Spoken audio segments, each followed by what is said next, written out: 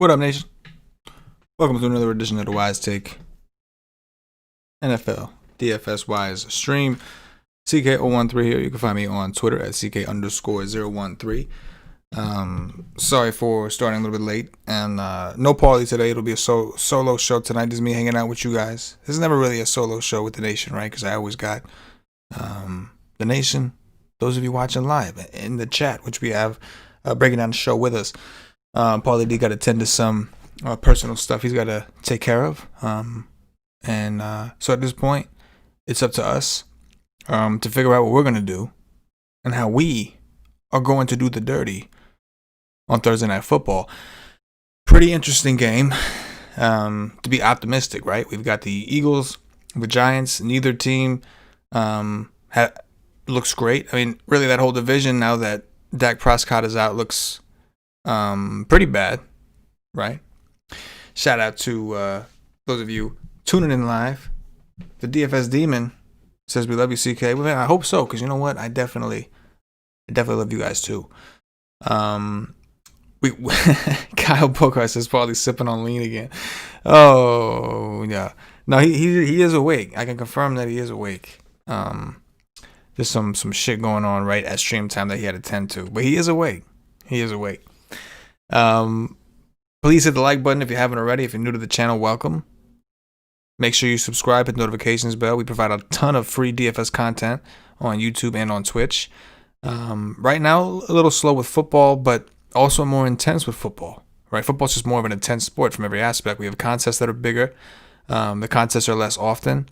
So when it's time to go in on football, you really go in. That's typically what you do. It's typically what you do.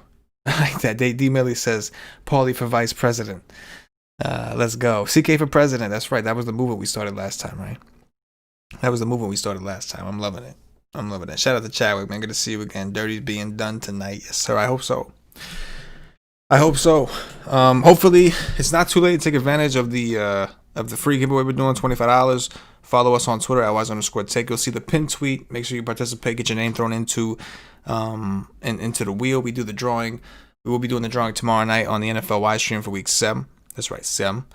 So make sure you don't miss out on that. Make sure to take advantage. All you have to do is follow the nation on Twitter, like the tweet, retweet the tweet, and you get your name in. You get an opportunity to, win some money. So I think it's a pretty good deal. I think it's a good gig, right? I think so.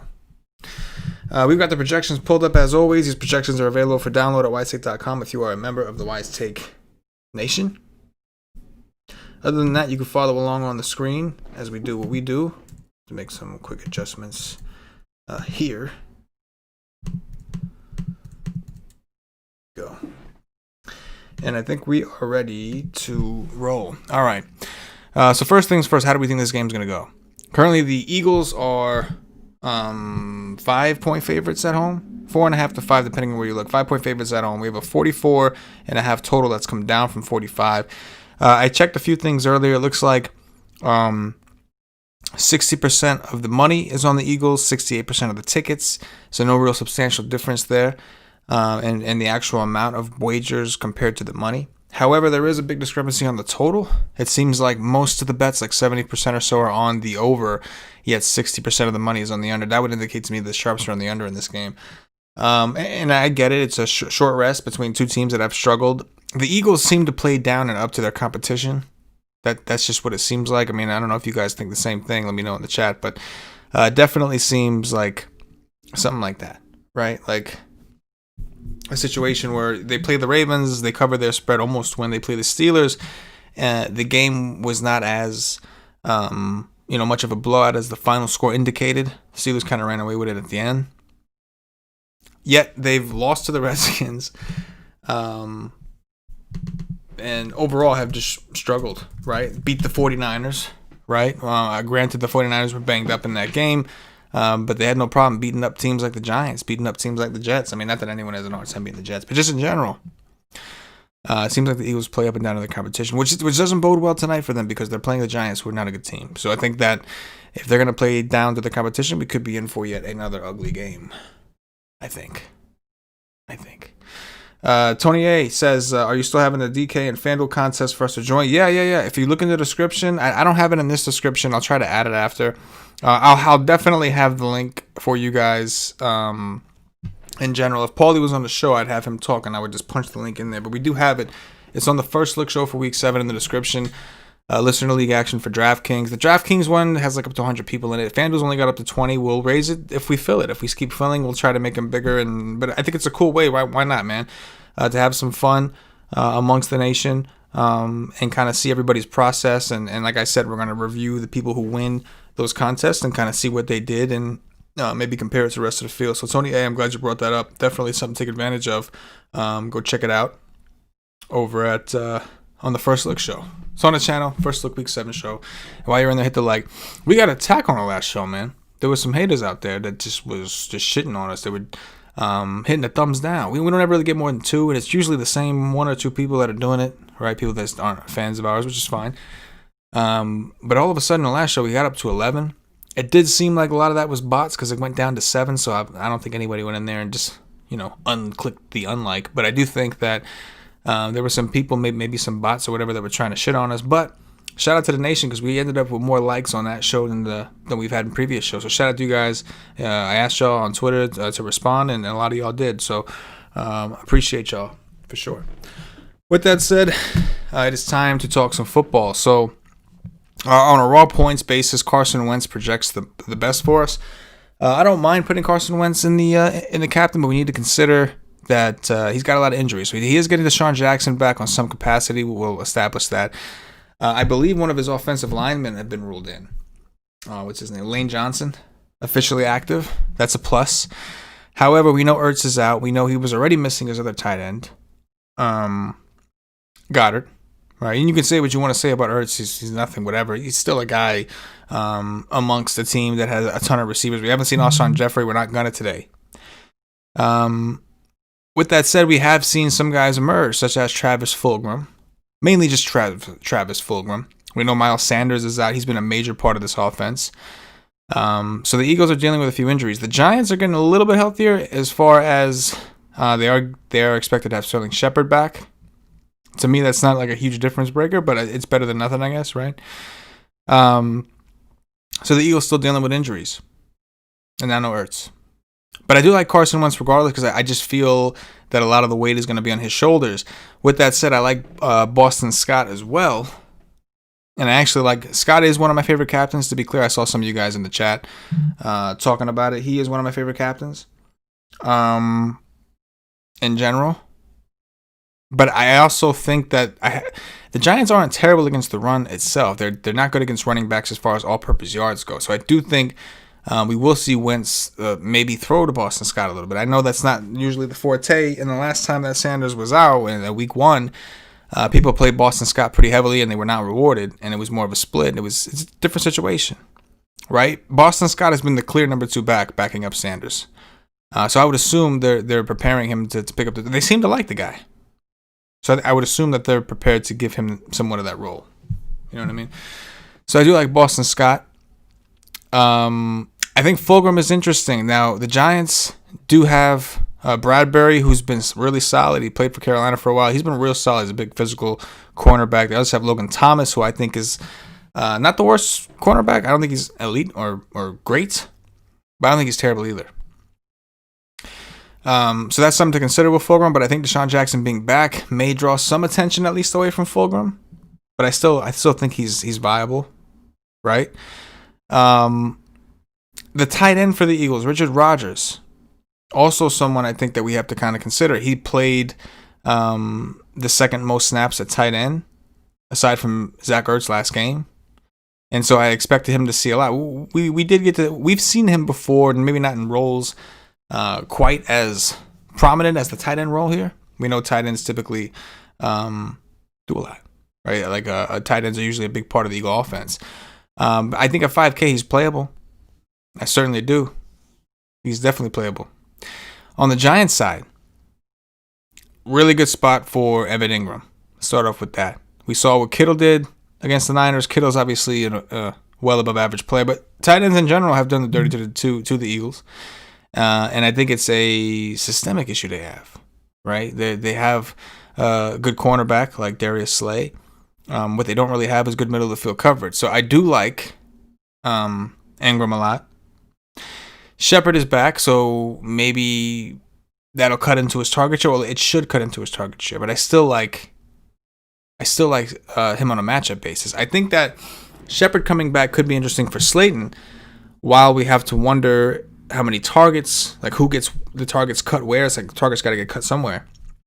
On the other hand, if Shepard was out, I don't think there's any doubt that Slay would probably shadow Darius Slayton, or at least make sure he's covering him majority of the time. So I think that now having to contest with Shepard, maybe there's not a shadow thing going on, so maybe they could put anyone they want on the outside that they want to be away from him. So I think that's better for Slayton. I still prefer Ingram.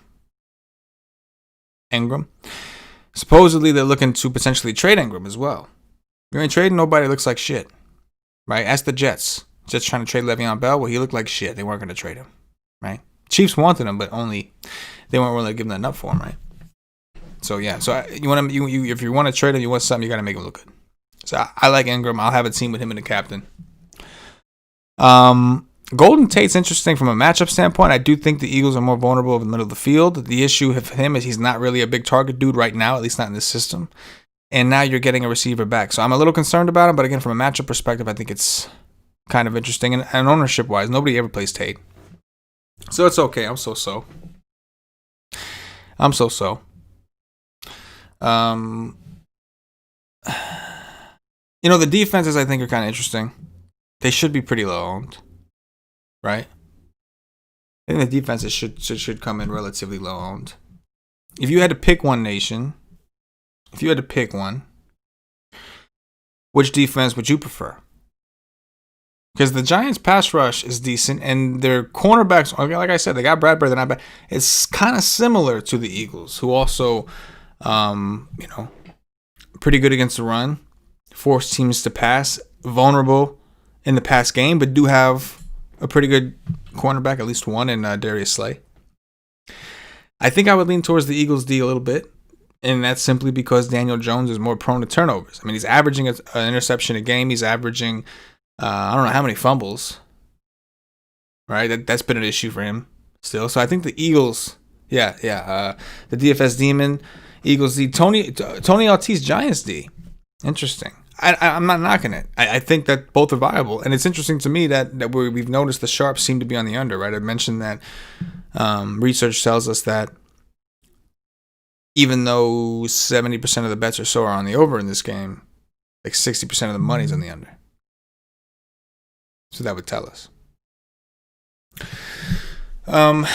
Captains, right? I mean, well, I guess we could talk about kickers. Jake Elliott versus Graham Gano. Jake Elliott versus Graham Gano. It's the world we live in. Looking at Jake Elliott, he's had one, I think week 3, right? And that was the only game where he put up double digits. Maybe they're a little more reliant on him. Graham Gano is the one, though, that seems to be more consistent. I think kicker-wise, I do prefer Gano. He's gone for double digits twice this year, and he put up a 20 against Dallas. Granted, that was a really high-scoring game. But I think if I'm picking one of these guys, I do think I'm siding a little bit with Graham in this one. And part of that is because of the Giants' tendencies to struggle to get into the end zone, right? I mean, Danny Jones has struggled himself to find the end zone in passing. Threw 2 to Slayton in week 1 and kind of went through a little cold spell. I know he threw another one to Slayton, but went through a little cold spell for a little bit there. What's interesting in terms of value in general, I think Greg Ward, 4,800 on DraftKings, kind of interesting, right? I know that he seemed like he had his opportunities, didn't really make the most of them. Now Fulgham is that dude, and now Djax is back. But 4,800 for Greg Ward, a guy who is playing a lot of the snaps. Now, again, we could see a reduction, but I think we'll see it kind of bump down. I don't think he's going to go from playing 81% of the snaps to just 20. Maybe he will. I guess it depends on the game flow of the game as well. I didn't really see a ton of those super punts that I was into, but to be honest with you, I didn't feel like I needed them either. You got your Deion Lewis's, right? I guess one guy I didn't talk about that I probably should is Devontae Freeman. Not a good situation for the run for Freeman. Philly is very good against the run. However, if just based on volume, I think he's at least considerable at 7,400. From a raw projection standpoint, he projects to be a pretty decent play. He projects as the third highest for us in terms of raw points, despite the situation. I'm gonna look into why, because as I said it out loud, I'm a little surprised myself that he is that high. But oh yeah, that was matter of fact, I'm gonna lower him a little bit there. I'm gonna lower him a little bit there. Boom. Just giving a little more credit to the matchup, because I do think it's a tougher matchup. I don't like the fact that he's up there. I honestly think Ingram is my favorite Giant. But captain spots, I like Ingram as a potential captain. If I'm doing an Ingram team, I'm gonna have a Danny Jones. I'm gonna have Danny Jones on that team, right? Just for the correlation. For the Eagles, my favorite captain is actually Boston Scott. Now, I know this is a different team, a different situation, but I'm wondering if people are hesitant to use Scott in that capacity because he hasn't shown any type of ceiling. For the record, for what it's worth, last year in 2 games against the Eagles, I'm assuming Sanders was out for both of these games, because Boston Scott went for 24 and 35 DraftKings points in those games. Now again, it's a different team, not only the Eagles but also the Giants, different situation. But it was really the pass game where he did most of his damage. 6 targets in both, 4 receptions in 1. He had 3 rushing touchdowns in 1, and the other one, he had 1. So it just thinks like if the Eagles do get on the goal line, they're going to try to just let him punch it in. And I expect the Eagles figure out ways to move the ball. So I do like Scott, and even if I play Scott, I still like Wentz. I'll still play Wentz with Scott because I think that there will be some pass action involved. I'm not saying you have to play them together. I'm just saying I will. Like, I'm not afraid to. You know what I mean? Let's get in. Chadwick says Boston Scott in the captain. I'm not opposed. I'm doing. See, normally on these slates, I'll do a 20 entry max, or I'll just throw 150 in the smaller contest. I don't go crazy. I don't recommend you to either in a 1-game slate, but I would like to have some fun. And we don't have these other ones. We were killing it in baseball. We don't got that right now, right?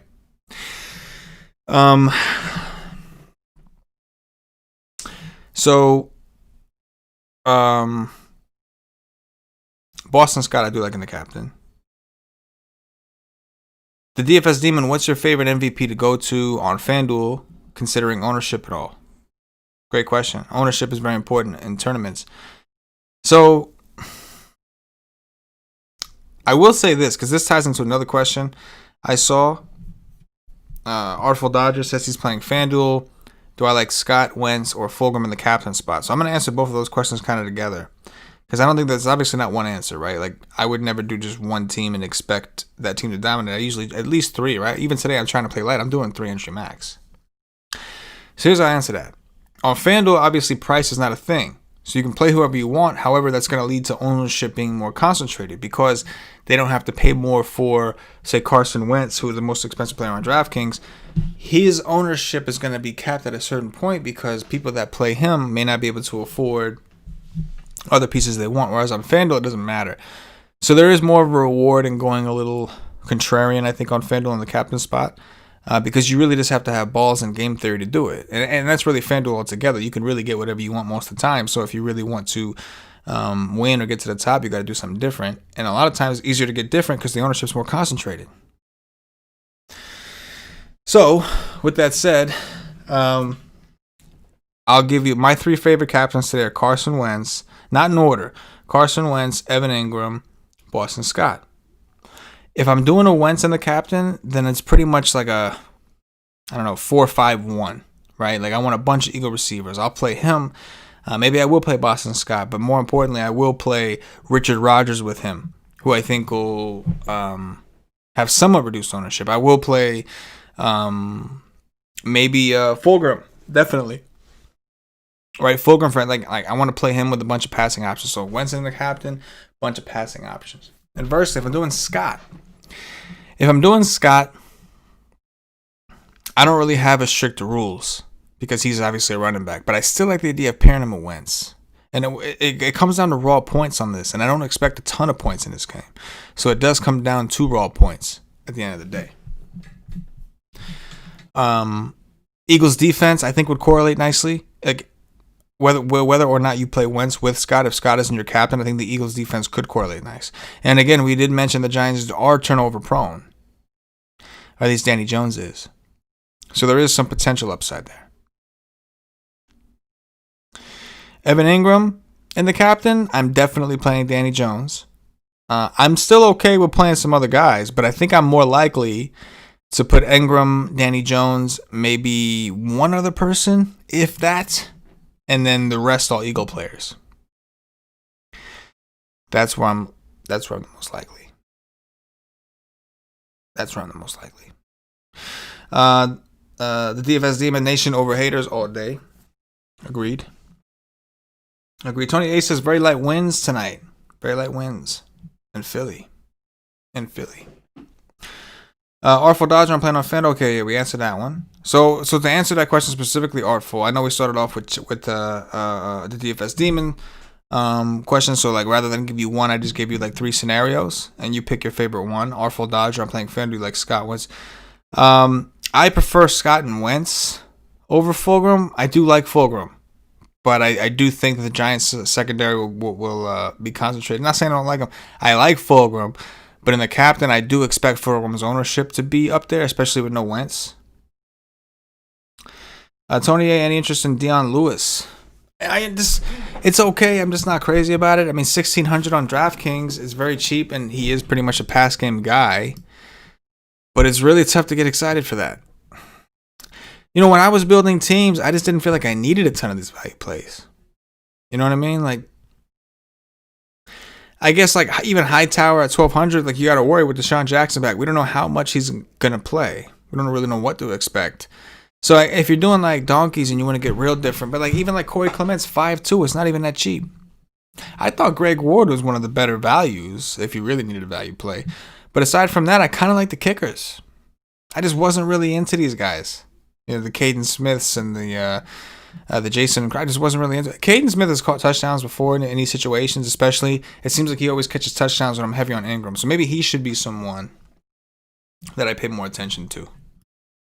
Possible. Matt Shea. This game sucks for DFS overall. I agree. Ding ding. I agree with you. Matt. Love the name Shea. Chadwick will slate me on Slayton. If it was based off name, I'd say guaranteed, because that just really goes together, Slay on Slayton. I think it was a definite if Shepard was out. With Shepard in, I don't know.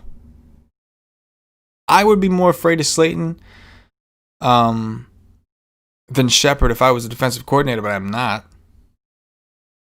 So I think depending on Shepard's snaps, like I think Slay will definitely be on Slayton at times, but I don't think there's going to be a shadow situation. I really don't. I think that unless he's just not playing, unless Shepard's just not playing a lot, I don't expect a shadow anymore, because you do have another guy on the other side. I've always seen Slay like get on different receivers throughout the game. So I don't think he'll shadow him, but it really comes down to formation and how does the presence of Sterling Shepard change that formation. That shit matters.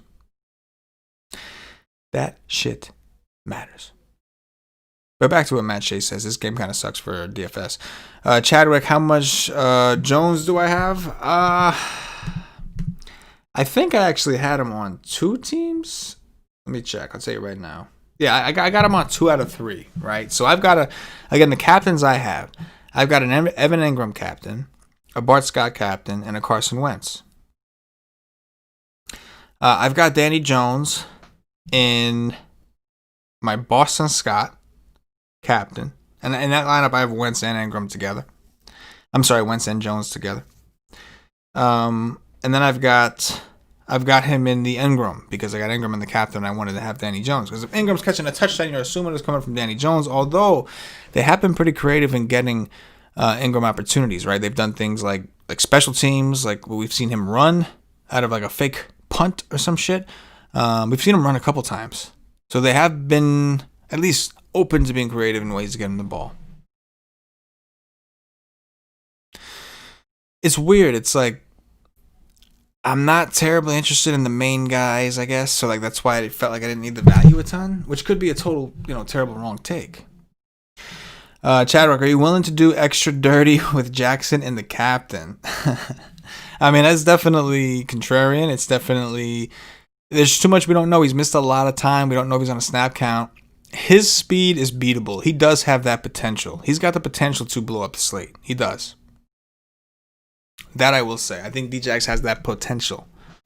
So I don't have a ton of Djax. After the show, I may put him in one more team or so. And again, I only have 3 today. I'm not even doing 20 entry max. I'm just going at it 3 hand-built teams. Let's just go. Keep it real. You know what I mean? Keep it really real. But yeah, he's got that potential. We know that when he was in here, he was one of the top air yards guys before he got hurt, right? And he's the only reason he's in this league is for his speed. So I do think that if there's somebody who can beat Bradbury's coverage, it's going to be somebody who's just faster than him. And I think that Djax fits that mold perfectly. The questions are, after missing so much time, how much is he expected to play? That's my question. Takes balls, but it's on the table. That's the nuts on the table type situation. And it's not that bad of a nuts on the table situation. It's not like Djax ain't good. He's a good player. Right? I think so. Well, that's going to do it, Nation. Again, tomorrow night, NFL Wise stream, 11:30 p.m. Eastern. Myself, Patio Joe, Paulie D, going over our final takes of the week going into the weekend. Of course, our regular content, my core plays article, will be posted at wisestake.com. Patio Joe's cash game article. Patio Joe is 6-0 in cash games so far this year. His cash game article will be available as well over the weekend. And Paulie D is doing the GPP breakdown as usual. So make sure you guys tune in. Make sure you guys check it out. If you're not a member of the Wise Take Nation, go check us out. But at the very least, there's no reason you shouldn't be subscribed to the channel, watching and listening to all the free content we put out. Because we put a lot of free shit. Because we are men of the nation. We are people of the nation, I should say. Right? But I appreciate you guys. Please hit the like button on your way out if you have hit the like button. We only got 13 likes. It's kind of pathetic. I know I know you guys probably listen to a ton of YouTube shit and you always hear them ask for likes. It's because that's what the YouTube algorithm wants. And everybody wants to reach more of an audience. And the more of an audience we reach, the more resources we will have to improve our products, to improve our shows, and do what we do. What's up, GQ? It's a name I haven't seen in a while. What's going on, bro? Good to see you. But anyway, Nation, that's going to do it. Hit the like button on your way out. Appreciate you for myself, the entire Wise Take Nation. As always, I'll catch y'all in the Slack. Those of you who have access to the Slack chat, and good luck.